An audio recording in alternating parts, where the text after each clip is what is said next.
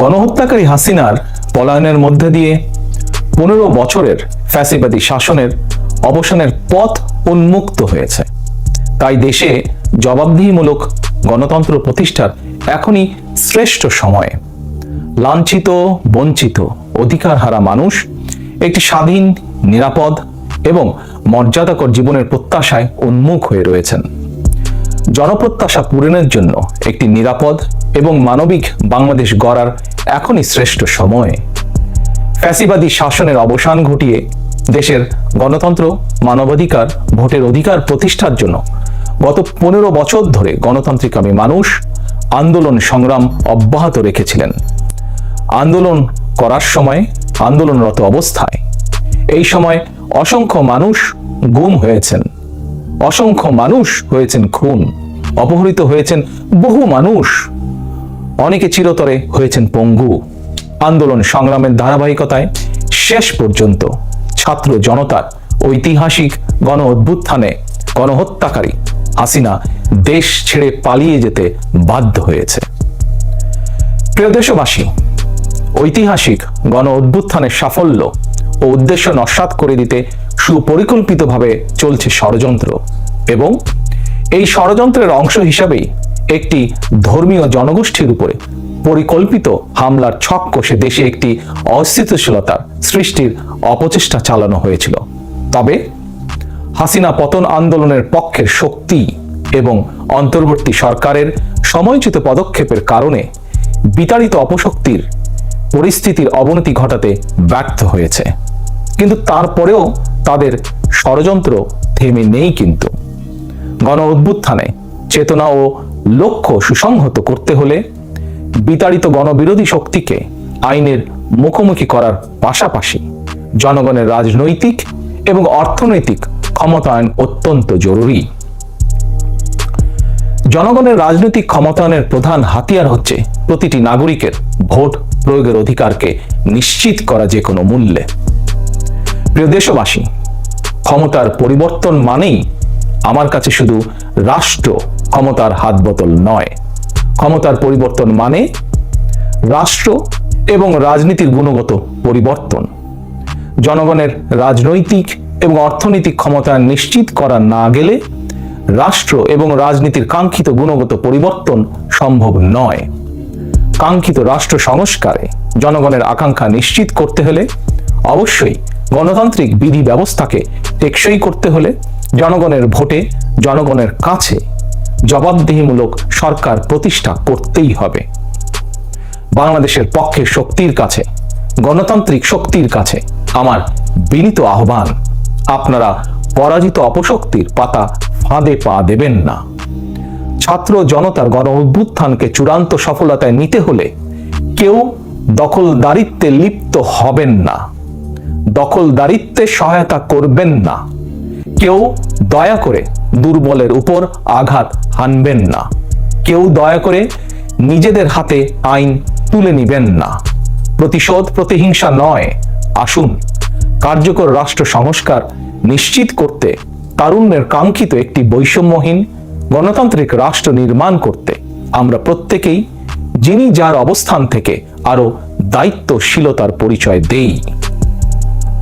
প্রিয় দেশবাসী, ভাই ও বোনেরা, ছাত্র জনতার গণ অভ্যুত্থানে বিশ্ববিদ্যালয়ের ছাত্র শহীদ আবু সাইদ, মাহফুজুর রহমান মুগ্ধ, কলেজ ছাত্র ওয়াসিম আকরাম, মাদ্রাসা ছাত্র আব্দুল্লাহ আল মামুন, স্কুল ছাত্র রিফাত হোসেন, 60 বছর বয়সী একজন মা মায়া ইসলাম, 6 বছর বয়সী শিশু রিয়া গোপ, কিশোরী ছাত্রী নাইমা সুলতানা, কুমিল্লার আইনজীবী আবুল কালাম, চুয়াডাঙ্গার রাজমিস্ত্রি উজ্জ্বল হোসেন, নোয়াখালীর দোকান কর্মচারী আসিফ, বরগুনার ওষুধ কোম্পানির সেলসম্যান আল আমিনের মতন বিভিন্ন শ্রেণী পেশার হাজারো মানুষ শহীদ হয়েছেন।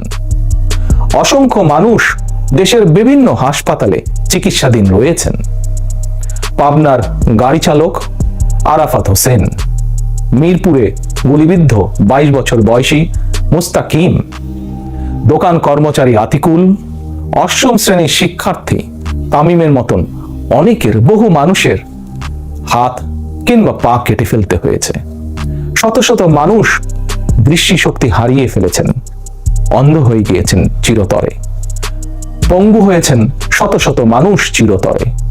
অসংখ্য প্রাণের বিনিময়ে 5ই আগস্ট অর্জিত স্বাধীনতায় গণতান্ত্রিকামী মানুষ আরো একবার স্বাধীনতার স্বাদ উপভোগ করলেও হাসিনা পতন আন্দোলনে যেসব পরিবার তাদের সন্তান স্বজনকে হারিয়েছেন কিংবা আহতদের চিকিৎসা করাতে গিয়ে যেসব পরিবারে অসহনীয় দুর্দশা নেমে এসেছে, সেসব বীর সন্তানদের ঘরে মুক্তির স্বাদের সেই ছোঁয়া এখনো লাগেনি। প্রিয় দেশবাসী, গণ অভ্যুত্থানে যারা হতাহত হয়েছেন তাদের তালিকা তৈরি করে প্রয়োজনীয় সহায়তার লক্ষ্যে অন্তর্বর্তীকালীন সরকার ইতিমধ্যেই নানা উদ্যোগ গ্রহণ করেছেন। এটি অবশ্যই একটি ইতিবাচক পদক্ষেপ। তবে গণ অভ্যুত্থানে যারা হতাহত হয়েছেন তাদের পরিবারের সদস্যদেরকে রাষ্ট্রীয় আয়োজনে সম্বর্ধনা দেওয়া হলে, রাষ্ট্রীয়ভাবে সম্মান জানালে কিছু সময়ের জন্য হলেও হতাহতদের পরিবারগুলো হয়তো একটু মানসিক সান্ত্বনা পাবেন। এ ধরনের উদ্যোগ গণ অভ্যুত্থানে চেতনাকে আরো শানিত করবে বলে আমার বিশ্বাস। একই সঙ্গে প্রতি বছর 5ই আগস্টকে রাষ্ট্রীয় উদ্যোগে জাতীয় জীবনে একটি বিশেষ দিবস হিসাবে পালন করার বিষয়টিও বিবেচনা করা দরকার বলে সমাজের বিভিন্ন শ্রেণী পেশার মানুষ বিশ্বাস করেন। আমি এ প্রসঙ্গে আরো একটি বিষয় সরকারের দৃষ্টি আকর্ষণ করতে চাই। 2018 সালেও সারা দেশে কোটা সংস্কার আন্দোলন হয়েছিল। সেই সময়েও আন্দোলনকারীরা রাষ্ট্রীয় প্রতারণার শিকার হয়েছিলেন। গণহত্যাকারী হাসিনা আন্দোলনকারীদেরকে সেই সময়েও নির্মমভাবে দমন করতে চেয়েছিল, দমন করেছিল। এমনকি খুনি হাসিনা সেই সময়ে আহতদেরকে চিকিৎসার সুযোগ পর্যন্ত দেয়নি। সুতরাং দেরিতে হলেও 2018 সালের হতাহত কোটা সংস্কার আন্দোলনকারীদের বর্তমানে রাষ্ট্র কিভাবে সহায়তা করতে পারে সেটিও বিবেচনায় নেওয়া দরকার বলে আমি মনে করি। আমি বিশ্বাস করি তারুণ্যের শক্তি, তারুণ্যের আকাঙ্ক্ষাকে উপেক্ষা করে কখনোই একটি রাষ্ট্র ও সরকার অভিষ্ট লক্ষ্যে পৌঁছতে পারে না। প্রিয় দেশবাসী, এবার আমি বিশেষ করে প্রিন্ট এবং ইলেকট্রনিক মিডিয়ার সংশ্লিষ্টদের দৃষ্টি আকর্ষণ করে দুটি কথা বলতে চাই। গণহত্যাকারী হাসিনা সারা দেশের সংবাদপত্রের স্বাধীনতা কেড়ে নিয়েছিল। সংবাদপত্রের স্বাধীনতা হরণকারী হাসিনা পালিয়েছে জনগণের অভ্যুত্থানে। জনগণের প্রত্যাশা, আপনারা আপনাদের যার যার সংবাদপত্রে নির্ভয়ে এই শব্দটি লিখবেন, হাসিনা পালিয়েছে। হাসিনা পালিয়েছে শব্দটির পরিবর্তে কোনো গণমাধ্যম যদি ভিন্ন শব্দ প্রয়োগের অপকৌশল নেন, সেটি জনগণের কাছে আপনাদের বিবেকের স্বাধীনতাকেই প্রশ্নবিদ্ধ করবে। আপনাদের প্রতি আমার বিনীত আহ্বান, গত 15 বছরে যেই সকল পরিবারের মানুষগুলো গুম, খুন, অপহরণের শিকার হয়েছেন, ছাত্র জনতার বিপ্লবে হাজারো মানুষ যারা শহীদ হয়েছেন, আহত হয়েছেন, তাদের এবং তাদের পরিবারের দুঃখ দুর্দশার কথাগুলো আপনারা আপনাদের সংবাদ মাধ্যমে তুলে ধরবেন। সাগররুনি হত্যা মামলার তদন্ত এক যুগেও কেন শেষ হলো না, সেই প্রশ্ন আপনারা আপনাদের মাধ্যমে তুলে ধরবেন।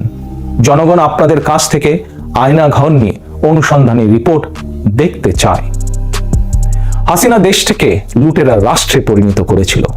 জনগণ দুর্নীতির সেই সব চিত্র প্রতিদিন আপনাদের সংবাদপত্রে, গণমাধ্যমগুলোতে দেখতে চায়। গণহত্যাকারী খুনি হাসিনা প্রতিবার কিভাবে জনগণের ভোটকে ডাকাতি করে নিয়ে গিয়েছিল, গণমাধ্যমে প্রতিদিন সেই সব চিত্র তুলে ধরে বিশেষ অনুষ্ঠান প্রচারের আহ্বান জানাই আপনাদেরকে। গণমাধ্যমে হাসিনার অপকর্ম ফ্রেমবন্দি থাকলে ভবিষ্যতে আর কেউ হাসিনার মতন ভোট ডাকাতি, গণহত্যায় লিপ্ত হতে সাহস করবে না, যা বাংলাদেশের ভবিষ্যৎ গণতন্ত্রের ভিতকে মজবুত করবে এবং ক্ষমতাসীনদেরকে স্বৈরাচারী আচরণ থেকে বিরত থাকতেও বাধ্য করবে। এবার আমি সারা দেশে বিএনপি এবং এর অঙ্গ ও সহযোগী সংগঠনের সর্বস্তরের নেতা, কর্মী, সমর্থক, শুভাকাঙ্ক্ষীদের প্রতি আহ্বান জানিয়ে বলতে চাই, রাষ্ট্র সংস্কারের পথ ধরে অন্তর্বর্তীকালীন সরকার যথাসময়ে জাতীয় নির্বাচনের তারিখ ঘোষণা করবে। সেই নির্বাচনে জনগণের রায় পেতে জনগণের মন জয় করুন। জনগণের বিশ্বাস, আস্থা এবং ভালোবাসা অর্জন করুন। জনগণের সুখে দুঃখে জনগণের সঙ্গে থাকুন, পাশে থাকুন, জনগণকে সঙ্গে রাখুন। ধর্ম, বর্ণ পরিচয়ের কারণে কেউ যাতে অনিরাপদ বোধ না করেন, দায়িত্বশীল এবং জনপ্রিয় দল বিএনপির একজন নেতা, কর্মী, সমর্থক হিসাবে সেটি আপনাদেরকে নিশ্চিত করতে হবে। সেটিকে নিশ্চিত করুন আপনারা। পরিশেষে আমি আরো একটি বিষয় উল্লেখ করতে চাই। গণহত্যাকারী হাসিনা পতনের আন্দোলনে দেশে ছাত্র জনতার পাশাপাশি প্রবাসী বাংলাদেশিরাও বিশেষ অবদান রেখেছেন। দেশে যখন মত প্রকাশের স্বাধীনতা রুদ্ধ করে দেওয়া হয়েছিল, প্রবাসীদের মধ্যে একদল সাহসী মুখ প্রবাস থেকেই জনগণের সামনে হাসিনার দুঃশাসনের ইতিবৃত্ত তুলে ধরে গণ আন্দোলনে সামিল থেকেছেন। প্রবাসে থেকেই হাসিনা পতনের আন্দোলনের সঙ্গে একত্রতা প্রকাশ করতে গিয়ে কোনো প্রবাসী বাংলাদেশিকে প্রবাসে জেল জুলুম সইতে হয়েছে বা এখনো হচ্ছে। প্রবাসীদের অবদানকে কৃতজ্ঞতার সঙ্গে স্মরণ করে আমার আহ্বান, ছাত্র জনতার কাঙ্ক্ষিত একটি বৈষম্যহীন গণতান্ত্রিক বাংলাদেশ নির্মাণে অতীতের মতন ভবিষ্যতেও সংশ্লিষ্ট দেশের আইন মেনে সাধ্য মতন আপনারা আপনাদের যার অবস্থান থেকে ভূমিকা অব্যাহত রাখবেন। আমার মতো আপনাদের মনে একটা প্রশ্নটা স্বাভাবিক যে আসলে হাসিনা তো চলে গেল, কিন্তু তার যে 15 বছরের যত অপকর্ম, সেই অপকর্মগুলোর বিচার কি হবে না, এবং হলে কিভাবে হবে? তো এই ব্যাপারেই লন্ডন থেকে আমাদের স্বনামধন্য একজন আইনজীবী ব্যারিস্টার আবু বকর মোল্লা, তিনি শুধু স্বনামধন্য আইনজীবী নন, তিনি হচ্ছেন ইউরোপিয়ান জামাতের মুখপাত্র। তো তিনি আজকে একটা আপডেট দিয়েছেন তার ইউটিউব চ্যানেলে। আমি চিন্তা করলাম যে সেখান থেকে তথ্য নিয়ে আপনাদেরকেও একটু শেয়ার করি। তো দেখুন, এই শেখ হাসিনা কিন্তু জামায়াত নেতাদের ফাঁসি দেওয়ার জন্য একটা আন্তর্জাতিক অপরাধ আদালত গঠন করেছিলেন। সেই আন্তর্জাতিক অপরাধ আদালত এটা দিয়ে জামাত নেতাদের ফাঁসি দিয়েছেন।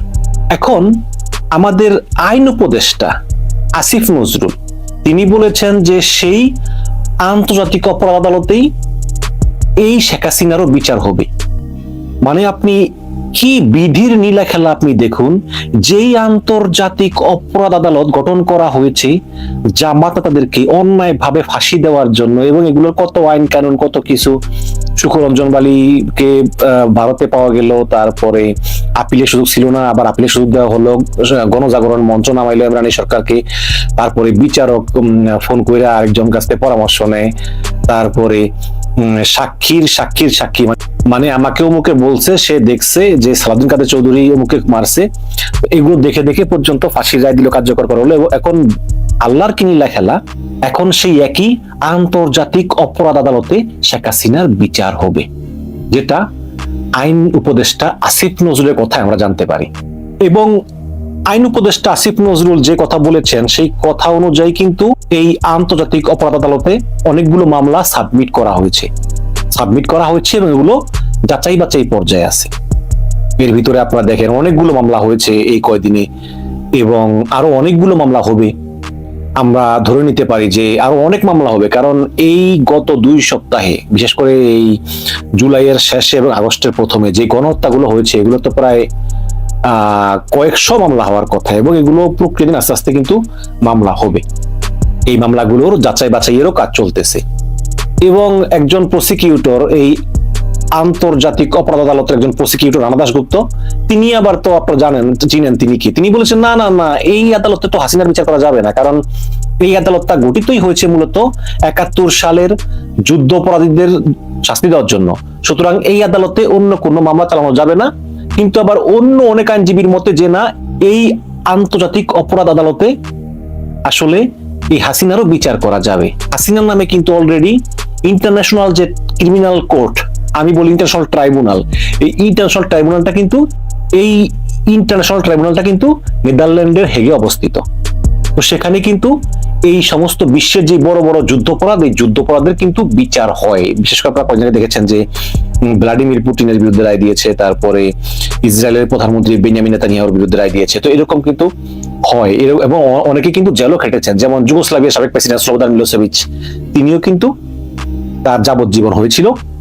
কিন্তু এই ইন্টারন্যাশনাল ট্রাইব্যুনালে মৃত্যুদণ্ডাদেশ দেওয়া হয় না, কারণ ইউরোপিয়ান আইনে মৃত্যুদণ্ড নিষিদ্ধ। এখন এই ইন্টারন্যাশনাল ট্রাইব্যুনালেও কিন্তু হাসিনার নামে অনেকগুলো মামলা হয়েছে। বিশেষ করে ব্যারিস্টার আবু বকর মোল্লার কাছ থেকে জানলাম যে মোট 7টা মামলা হয়েছে। এই 7টা মামলার ভিতরে লেটেস্ট যে মামলাটা হচ্ছে সেটা হচ্ছে যে শেখ হাসিনার পালিয়ে যাওয়ার কয়েকদিন আগে কিন্তু অস্ট্রেলিয়ার একজন আইনজীবী হাসিনার বিরুদ্ধে গুরুতর মানবাধিকার লঙ্ঘনের অভিযোগে এনে এই নেদারল্যান্ডের হেগের ইন্টারন্যাশনাল ট্রাইব্যুনালে একটা মামলা করেছেন। এবং আরো অনেকগুলো মামলা কিন্তু এর আগে করা হয়েছে। 6টা মামলা করা হয়েছে। বিশেষ করে আপনার হেফাজতে ইসলামের উপর যে ক্র্যাকডাউন করা হয়েছিল 13 সালের 5ই মে, তারপরে দেলাওয়ার হোসেন সাঈদীর ফাঁসিরা হওয়ার পরে অন্ততপক্ষে পুলিশের গুলিতে যে 150 জন লোক মারা গিয়েছে, এবং 2009 সাল থেকে 2021 সাল পর্যন্ত যে 673 জন লোক গুম হয়েছে এবং প্রায় 4000-এর মতো বিচার বহির্ভূত হত্যাকাণ্ড ঘটেছে, এইসব বিষয়েও কিন্তু মামলা হয়েছে। এবং সবচেয়ে বেশি মামলা করেছেন শেখ হাসিনার নামে কিন্তু আমাদের ব্রিটেনের একজন স্বনামধন্য লয়ার টবি ক্যাডম্যান মোট 2টো মামলা করেছেন। এই হাসিনা এবং তার যে দোসর, হাসিনা, তার মন্ত্রী এবং আইন শৃঙ্খলা বাহিনীর সদস্য, এরাই তো হচ্ছে আসামি। এরাই তো মূলত গণহত্যা, মানবতা বিরোধী অপরাধগুলো এরাই সংগঠিত করেছেন, হাসিনার মন্ত্রী এবং আইন শৃঙ্খলা বাহিনীর সদস্যরা। তো এদের বিরুদ্ধেই তো মামলা। তো এদের বিরুদ্ধেই টবি ক্যাডম্যান 2টো মামলা করেছেন। টবি ক্যাডম্যান একটা মামলা করেছিলেন সম্ভবত 2014 অথবা 15 সালের দিকে। আরেকটা মামলা তিনি করেছিলেন গত বছরের ডিসেম্বর মাসে, যখন আপনার সেই বিএনপির উপর যে ক্র্যাকডাউন হলো 28 অক্টোবর। এবং আপনারা জানেন যে নির্বাচনের আগে 1 বছরে বিএনপির অন্তত 13-14 জনকে পুলিশের গুলিতে মারা হয়েছে। তো সেই সব বিষয়ে মোট 7টি মামলা চলমান। বাংলাদেশ কিন্তু নেদারল্যান্ডের হ্যাগের যে ইন্টারন্যাশনাল ট্রাইব্যুনাল আছে, ইন্টারন্যাশনাল ট্রাইব্যুনাল বা ইন্টারন্যাশনাল ক্রিমিনাল কোর্টের যে আইন, সেই আইনে স্বাক্ষর করা একটি দেশ। ভারত কিন্তু এনে স্বাক্ষর করেনি, কিন্তু বাংলাদেশ এই আইনে স্বাক্ষর করেছে। বিশেষ করে স্বাধীনতা পরবর্তী সময়ে শেখ মুজিবুর রহমান যখন প্রেসিডেন্ট ছিলেন, তখন শেখ মুজিবুর রহমানের সরকার ওই ইন্টারন্যাশনাল ট্রাইব্যুনাল লর যে ট্রিটি ওটাতে স্বাক্ষর করেন। কাজে বাংলাদেশ কিন্তু স্বাক্ষরকারী একটি দেশ। সুতরাং সমস্যা হচ্ছে যে যদি ইন্টারন্যাশনাল ট্রাইব্যুনালে কোনো মামলা হয়, সেই মামলার বিষয়ে যেই দেশে এই মানবতা বিরোধী অপরাধ সংঘটিত হয়েছে সেই দেশের মতামত জানতে চাওয়া হয়।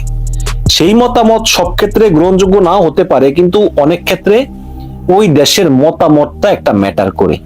তো এই বাংলাদেশে এই হাসিনার 2009 সাল থেকে 2024 সাল পর্যন্ত যত মানবতা বিরোধী অপরাধ হয়েছে এবং সেগুলোর নামে যে 7টা মামলা চলমান নেদারল্যান্ডের হেগের যে ইন্টারন্যাশনাল ট্রাইব্যুনালে চলমান, এর পরিপ্রেক্ষিতে ইন্টারন্যাশনাল ট্রাইব্যুনাল কিন্তু বাংলাদেশ সরকারের কাছে তাদের দৃষ্টিভঙ্গি জানতে চেয়েছে।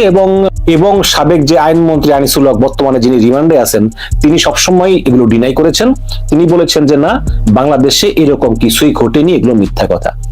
তো এইসব কারণে হয়তো ইন্টারন্যাশনাল ট্রাইব্যুনাল তারা একটু ইতস্ত বোধ করেছে যে বাংলাদেশ সরকার বলতেছে একটা, আবার এখানে মামলা হয়েছে, আবার ফিল্ডে গিয়ে যাচাই বাছাই যদি সরকার সহযোগিতা না করে তাহলে তো সম্ভব না।